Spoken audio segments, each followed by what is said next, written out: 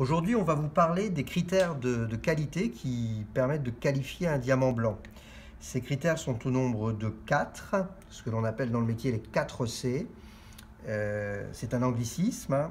Vous avez tout d'abord le cut, le carat, la clarity et le critère de couleur, color en anglais. Alors, qu'est-ce qui se cache derrière cette terminologie? On va prendre les critères les uns après les autres et je vais vous expliquer tout ça.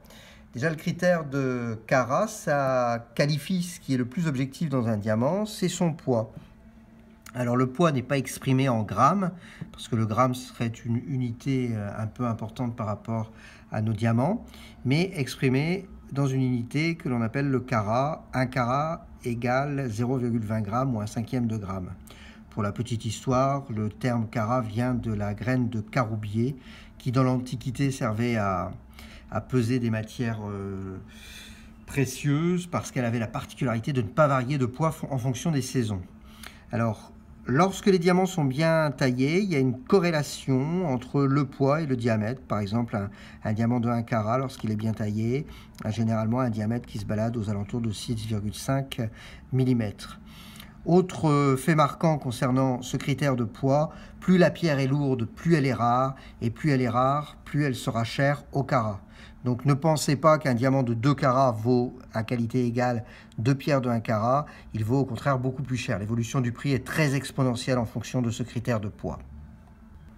Alors, autre critère de qualité d'un diamant blanc, le critère de couleur. Je n'ai pas envie de les prendre dans l'ordre, donc je vais vous parler de la couleur. Alors, dans un diamant blanc, moins vous avez d'azote dans le carbone, plus la pierre sera blanche. C'est effectivement les traces d'azote qui vont donner cette couleur jaune qui n'est pas un jaune franc et agréable des diamants jonquilles, mais un jaune plutôt nicotine qui altère la couleur blanche du diamant.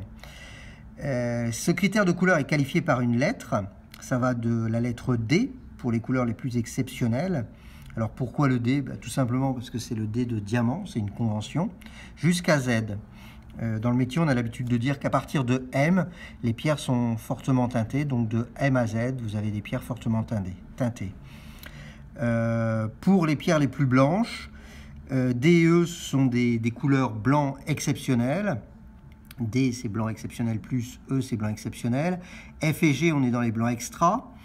H, c'est blanc, et on descend comme ça dans l'alphabet jusqu'à des couleurs légèrement teintées et fortement teintées, comme je le disais tout à l'heure, à partir de M.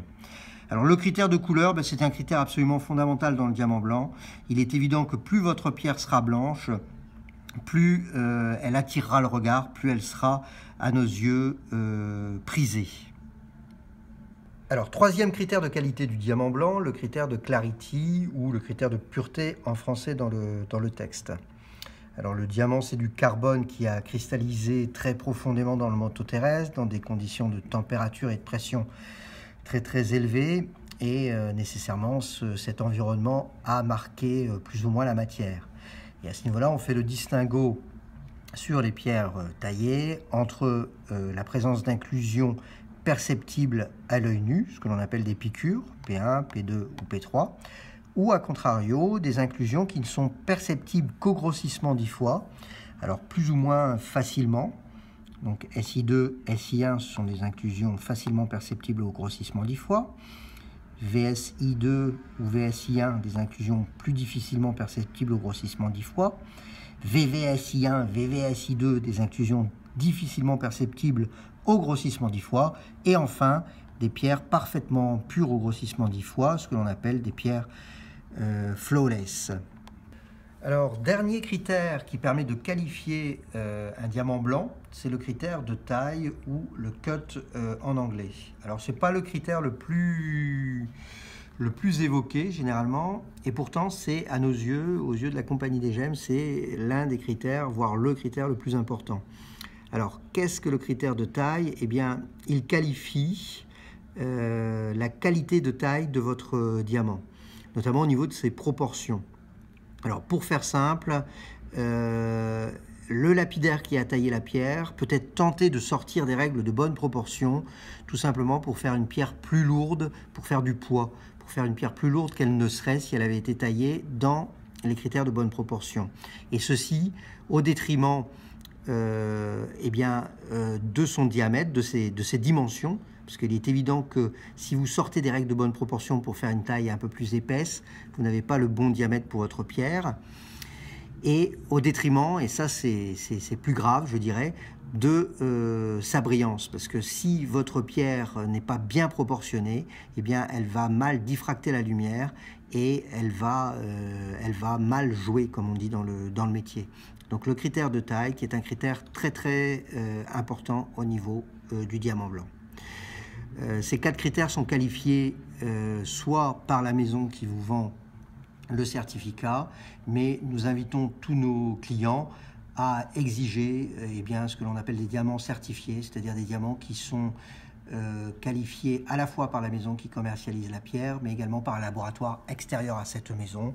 Et on fera un post dédié au laboratoire pour vous expliquer quels sont à nos yeux les meilleurs laboratoires, les meilleurs avis à avoir. Voilà. Très bien, merci Frédéric pour ces explications sur les 4C et à très bientôt. Au revoir.